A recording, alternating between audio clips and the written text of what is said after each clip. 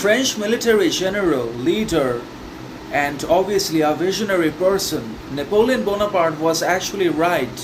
when he said a leader is a dealer in hope, meaning a leader actually has not always been someone who is passive or someone who only prioritizes and develops integrity, morality, character alongside kindness, understanding, hope, compassion, benevolence towards himself as well as towards his subjects and peoples and citizens in the society and in the country in one way or another. But a leader actually has also always been someone who is cunning, intelligent, wise, knowledgeable, and he knows how to navigate difficult external outrage and societal conditions and public reaction, and also how to manipulate and exploit people's hatred,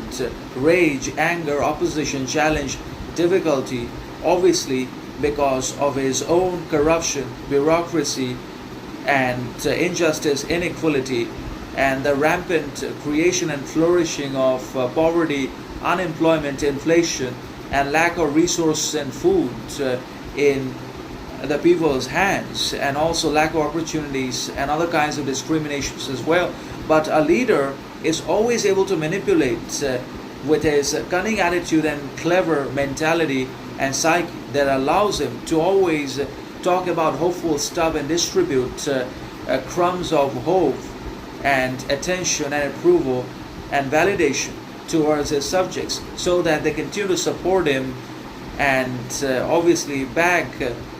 in his favor lots of votes, even though they have been systematically subjected to all the bad things and political corruption, injustice, inequality, discrimination. The list just goes on. So a leader can be considered to be not only a man of knowledge, wisdom, intelligence, character, integrity, morality, but he has also always been someone who has a lot of cunning